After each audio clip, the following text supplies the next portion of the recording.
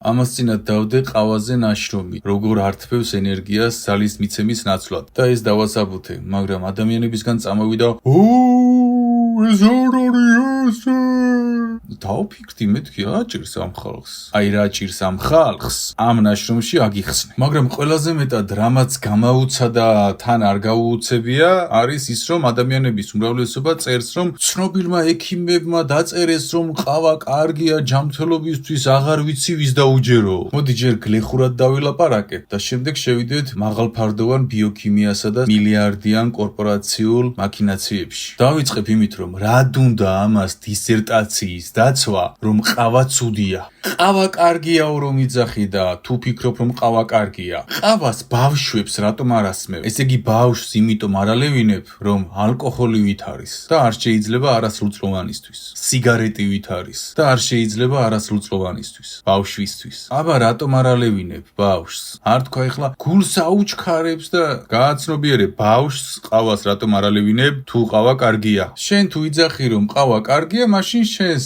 მცირეწლოვან ბავშვს ალევინე ყავა. ვერ შვები ხო მაგას? რატომ ვერ შვები მაგას? იმიტომ რომ შენი ქვეცნობიერი ინსტინქტურ დონეზე აცნობიერებს რომ ყავა არის მძიმე კატეგორიის ერთ-ერთი ნარკოტიკი, როგორც ალკოჰოლი, სიგარეტი და სხვა დანარჩენი. შენ ბავშვს შეიძლება Red Bull-ი დაალევინო დაბადების დღეზე სადღაც შეიძლება მოწრუპოს და ამაზე დიდი რეაქცია არ გექნება, მაგრამ ყავა თუ დალია, უყურებ არ დალიო, შენთვის არ შეიძლება ჯერ. რეიზა არ ალევინებ ყავას ბავშვს, იმიტომ რომ შენ თავადაც იცი სიმართლე, ოღონდ არ გინდა ამ სიმართლის მიღება, რადგან დამოკიდებული ხარ ყავას. იცი რას გიკეთებს. იცი რომ დამოკიდებული ხარ, იცი რომ იმას შვება, ამას შვება, ყველაფერი იცი. ქვეცნობიერმა იცის, შენმა ყველაფერი და ნახე, შენი დედის ინსტინქტი, მშობლის ინსტინქტი ვერ ლახავს ამ ინსტინქტს, რომ დაალევინო ბავშვს ყავა. იცი შხამია და არ ალევინებ. დაუბრუნდეთ ექიმებს. თქვენთვის საპატივცემულო ექიმები, ეს ადამიანები რატომ ლაპარაკობენ, რომ ყავა კარგია ჯანმრთელობისთვის? იმიტომ რომ ისინი არიან საერთაშორისო მეცნიერების თუთიყუშები, ხოლო საერთაშორისო მეცნიერები არიან ბნელების თუთიყუშები. ამას ახლა აგიხსნით ფუნდამენტურად. ყავის ბიზნესი წარმოადგენს მილიარდებს.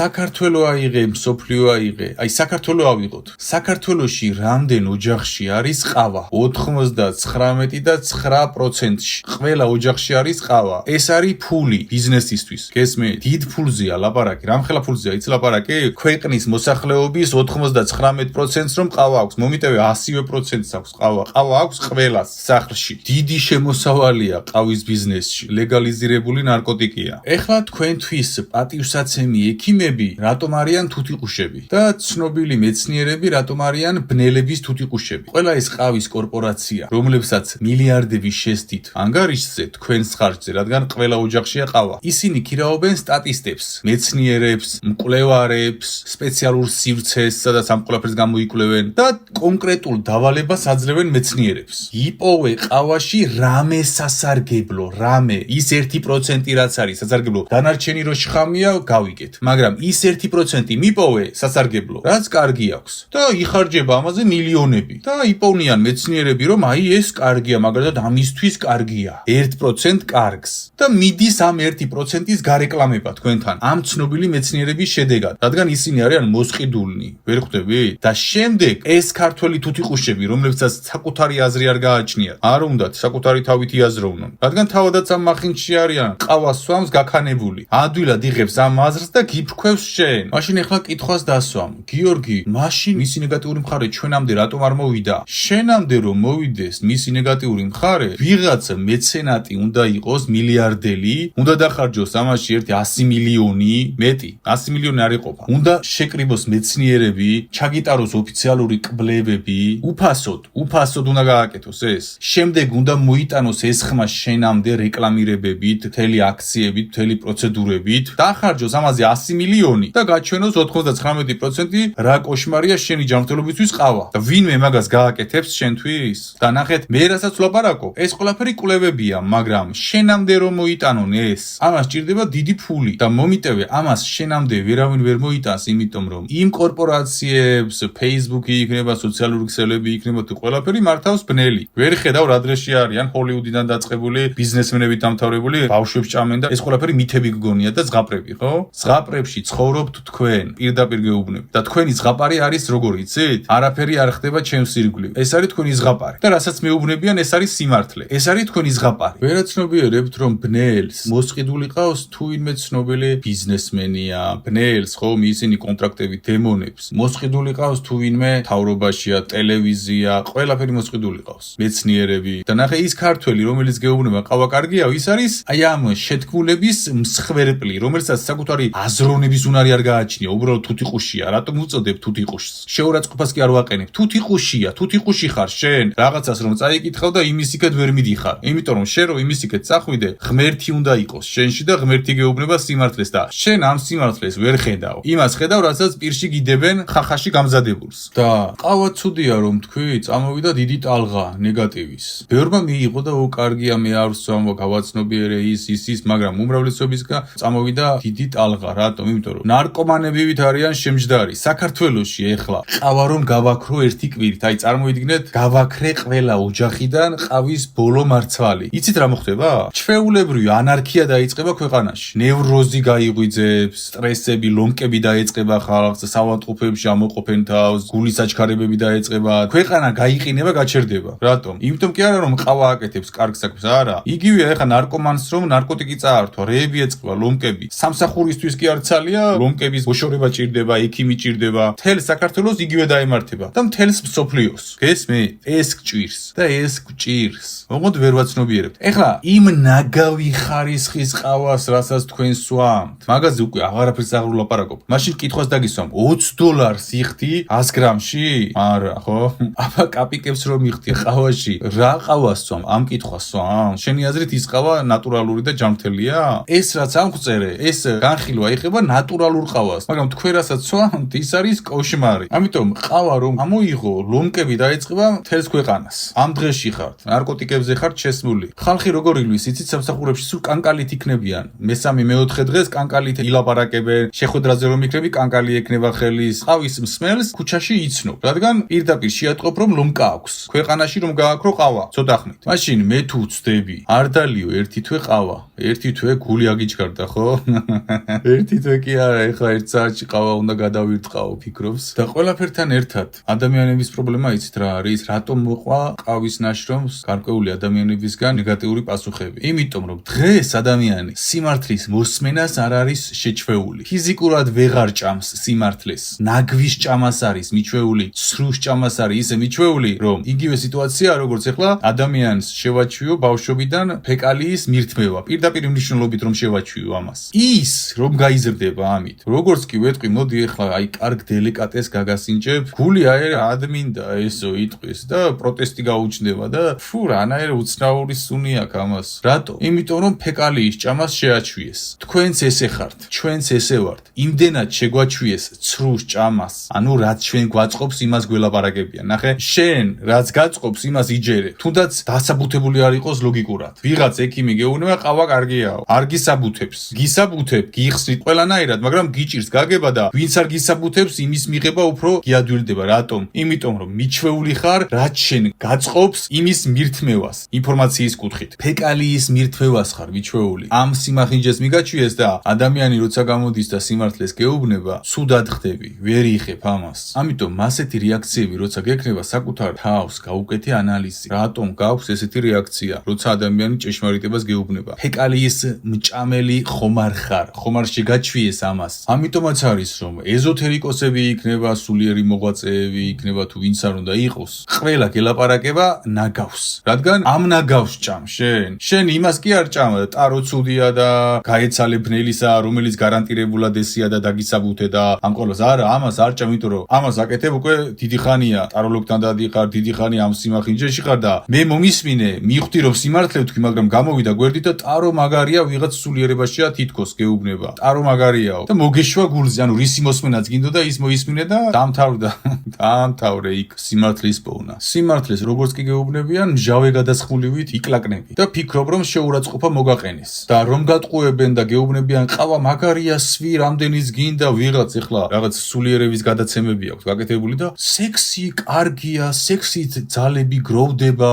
ვიღაცა ორღობის, ვიღაც მოათრია და გადაცემაში დასვა. სექსით ძალები გროვდება შავი მაგების მიერ. სექსით ღვთიური ძალები არ გროვდება. და ესეც უსმეს და ხო, ნამდვილად, ხო? ანუ გათახსირებულები არიან, წარწყდნენ 10,000-დან სექსი აქვს და თქვენი დამახინჯება უნდათ და კაი ყოფილა სექსი. ანუ სექსის სასიამოვნოა, მაგრამ სექსი რომ კატასტროფა სულისთვის, შენი პიროვნული ზრდისთვის თუ აქ არიცავს ისუფთავეს. პირდაპირ სექსის გამო მოხდა ყველაფერი, გააცნობიერეს, სიძვაზე ნაშრომი მიდევს, ნახე. სექსის მექანიკაზე ნაშრომი მიდევს, ნახე. მაგრამ არა, რისი მოსმენაც გინდათ, იმას უფრო კარგად ისმენთ. და რისი მოსმენაც არ გინდათ, უფრო სწორედ, მჟავე გადასხმულებივით თქვენში მყოფი ბნელები რეაგირებენ სიმართლეზე. ამიტომ გასუფთავდით, რომ სიმართლის მჭამელი იყოთ და არა ბნელის მჭამელი. ან იგივე პროგრამები ეხა დაუბრუნდეთ კორპორაციებს. კორპორაციები მაგალითად ადამიანები მიხვდნენ რომ კოკა-კოლა არის კოშმარი. უნიტას დეზინფექციას უკეთებს. მაგრამ ეხლა ნახეთ კოკა-კოლას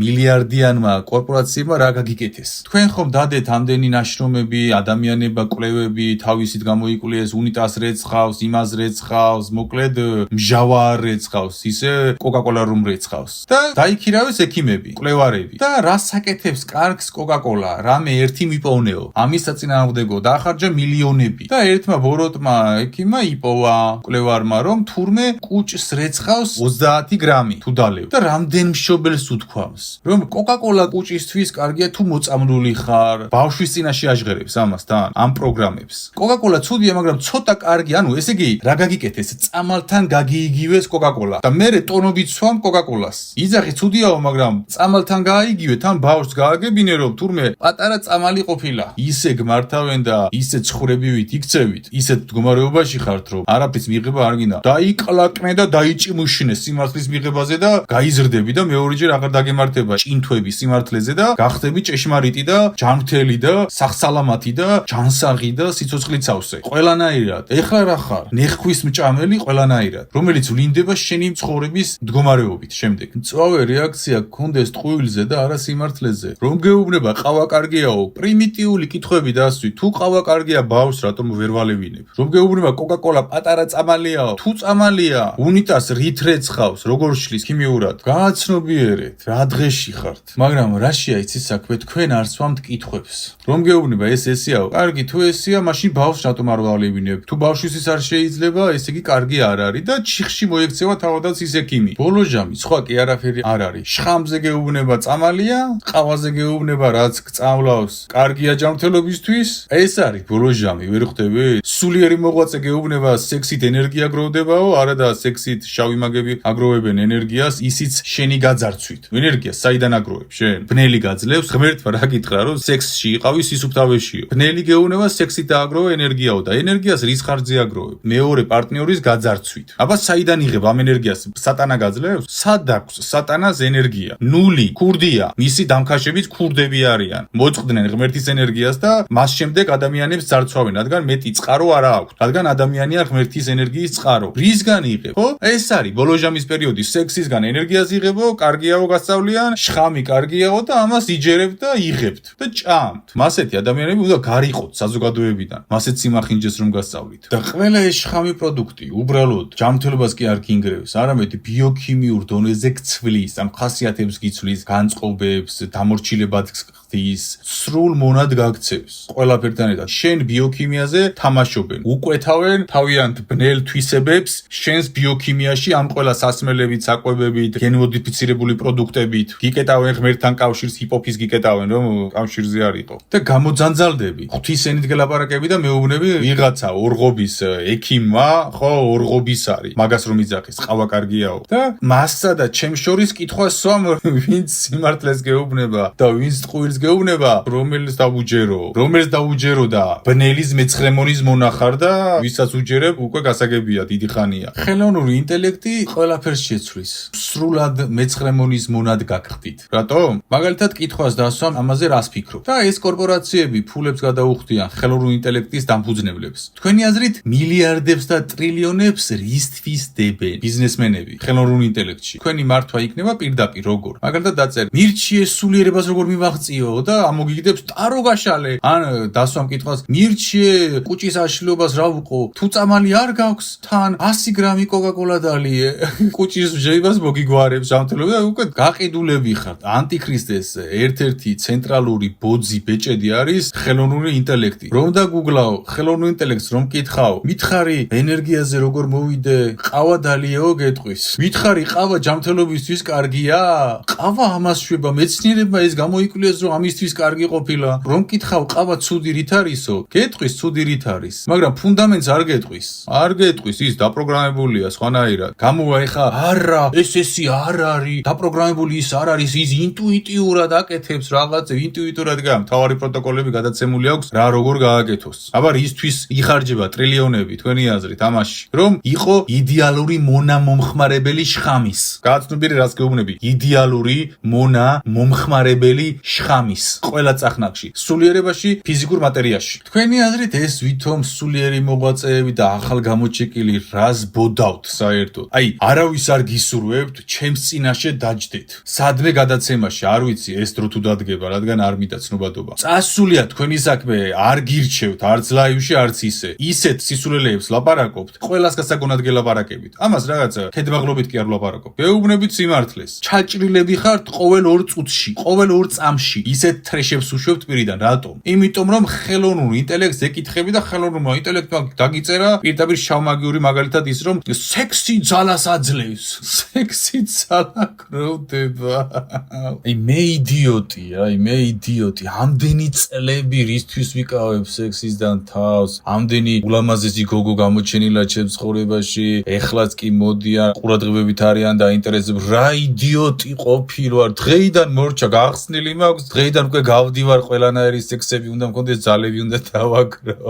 აი თქვენ მე ფანატიკოსი, ესე იგი რატო ვიკავებდი ამდენი ხანი თავს? რატო ვიწვალებდი თავს? რისთვის ვინარჩუნებდი ამ სიცუფთავეს? თურმე აზრი არ ქონია. თურმე გადამული სექსები უნდა მქონოდა რომ დიდი ძალები დამეგროვებია. სამარცხვინოები თუ არ ხართ? აბა რა ქვია თქვენ? ამ სიმახინჯეში რომ ცხოვრობთ ამით და მე ამ სიმახინჯეს სხვას რომ ახვევთ თავს. არ გიკვირთ ესენი ამდენ თრეშებს საიდან უშვებენ პირიდან? ესენი ღმერთს კი არ ელაპარაკებიან. ესენი ელაპარაკებიან ხელოვნურ ინტელექტს, ამ მოსყიდულ და ყველა ამ წარწყმედილ მეცნიერებს თუ ვიღაც ბჭყალებში სულიერ მოღვაწეებს. არ მიყენია მე ხელოვნურ ინტელექტი არ ველაპარაკები არასოდეს და არც აველაპარაკები. ღმერთს ველაპარაკები და ხალხს. რადგან ღმერთია ერთადერთი ჭეშმარიტი გარანტი ჭეშმარიტების. ხოლო ესენი ამ თრეშებს ლაპარაკობენ ხელოვნურ ინტელექტიდან უკვე. ამიტომაც ვეღარ გაგიგიათ რა არის სიმართლე. გამოვა არ ვიცი რომელს დაუჯერო. რომელს დაუჯერე იცი? რომელიც რთულ გზას გთავაზობს. იმიტომ რომ ეს არის ღმერთის. ვინც გეუბნება დალიე ყავა და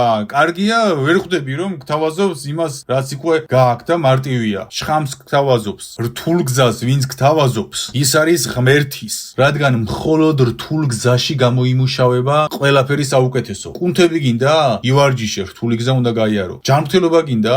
ჯანმრთელი პროდუქტი იკვებე, სირთულე უნდა გაიარო. სულიერი ზრდა გინდა? გასუფთავდი. რთული გზა არის ყველაფრის გამარჯვების, ჯანმრთელობის, ჯანსაღის, ღმერთთან ყოფნის გარანტი და ვინმე თუ გეუბნება რთულ გზას დალოცე ის ადამიანი. ღმერთს გასწავლის და გადაგარჩენს და ვინმე თუ გეუბნება რამდენიც გინდა სექსი გქონდეს და რაც გინდა სვი და რაც გინდა აკეთე, ბნელია პირდაპირ ვერ ხვდები? გლეხურა დაზროვნება დაიწყე, გლეხურა დაი მარტივად. რომ ეს ესე თუა ეს ესეა, ეს ესე თუა ეს ესეა, რაც აგიხწერე. ან თუნდაც შაქარი ჯობია თაფლსო და ამაზეც კვლევები წარმოგიდგინეს. რატომ? იმიტომ რომ გადაადუღა თაფლი, გაანადგურა შიგნით მიკროელემენტები და პირდაპირ დაჯდა მხოლოდ შაქარი. და ნახეთ თაფლს რომ გადაადუღებ დიდი ტემპერატურით, შხამად გარდაიქმნება და გადაადუღეს დიდი ტემპერატურაზე შხამად გარდაქმნეს ტექნიკურად, ხელოვნურად, ძალით და შეადარეს შაქარს და გამოგიტანეს კვლევა და გეუბნება შაქარი ჯობია თაფლსო. რატომ აკეთებს ამას იცი? იმიტომ რომ შაქარი ცალკე ტრილიონების ბიზნესია. ყველას ოჯახში შაქარი ხომ არის? ეხლა გეტყვით, ჩემს საიდუმლოც არ არის ეს. ჭეშმარიტად ძალას რა გაძლევს, გონებას რა გიხსნის, ამ ყველაფერს რა გაძლევს? ყავა კი არ გაძლევს. თაფლი და ლიმონი, თბილ წყალში გაძავებული, ცხელში არა, თაფლი და ლიმონი. გემოაქვს სასწაული, გონებას გიხსნის, ძალებს გირეგულირებს, ბალანსს აკეთებს და ძალით მოსილი ხდები. ეხლაც კი ამ ნაშრომს რომ მოვწერ, თაფლი და ლიმონის ნაყენს ვსვამ. ყველა ჩემი ნაშრომი თაფლი და ლიმონის სმით არის ჩაწერილი. მაგის გარეშე ვერ ვწერ. გონებას მიხსნის პირდაპირ. ენერგეტიკულ წმენდასაც აკეთებს, ყველაფერს აკეთებს. მე რომ ეხლა შაქრიანი ყავა დავლიო, ან ყავა დავლიო, რა ცოდნა უნდა გამიხსნას, ღმერთს როგორ უნდა დავუკავშირდე. გიმეორებთ თაფლი, გაკავშირებთ უფალთან პირდაპირ ვიბრაციით არის დამუხტული. ეხლა აქ ხმად არ შეوار, სხვა ნაშრომებში ახსნილი მაქვს. ყველა ჩემი ნაშრომი, რომელიც თქვენ მოგწონთ, თაფლი და ლიმონის წმენით არის ჩაწერილი, რომელსაც ვსვამ ნაშრომის ჩაწერის პროცესში. ყველა განურჩევლად. როგორ აკეთებს თაფლი ამას? როდესაც მე თაფლს ვსვამ, ჩადის ჩემს ორგანიზმში, ნაწლავებში მყოფი 2 მილიარდი ნეირონი, ტვინი იწყებს იდეალურად რეაგირებას თაფლთან. მთელი ორგანიზმი კეთილშობილდება, ბალანსში არის. ტვინი იწყებს ბალანსირებულ მუშაობას, არც აჩქარებას, არც შენელებას, იდეალურ პირობებშია. ყველაფერი არის იდეალურ პირობებში და ცოდნები, ყველაფერი იხსნება პირდაპირ. და შენ რომ ყავას უშვებ, ენერგია დაგიწვა, შაქარმა მოწამლა შენი ნაწლავებში მყოფი ნეირონები, რომლებიც განწყობაზე მოქმედებს, ყველაფერი რომ კოშმარში არის და კატასტროფაში არის, რაზე გინდა იფიქრო და რა გინდა რომ გააკეთო? ან რა გენიალობა გინდა რომ გახსნა? ვერაფერსაც ვერ ხსნი და ვერაფერსაც ვერ აკეთებ. ერთადერთი რაშიც ხარ, ილუზიაში ხარ. აი ფსიქოდელურ ფაშისტებს ჰქონდათ ეს, ფაშისტები, ზოგიერთ ჯარისკაცს აძლევდნენ ნარკოტიკს. რომ მაგალითად ტყეში, მთაში ერბინა კილომეტრები და შემდეგ იღუპებოდა, მაგრამ ასრულებდა მისიას. თეებს გადაირბენ და საათობით უწყვეტად შეასრულებდა მისიას და ბოლოს გარდაიცვლებოდა. რადგან ყველაფერი გაანადგურა შიგნით, იმის ხარჯზე რომ დიდი სიჩქარით გაერბინა რაღაც მონაკვეთი. ესე ხარ თქვენ, ყველაფერთან რომ გიყურებთ. ყველაფერს რომ თავი დავანებოთ.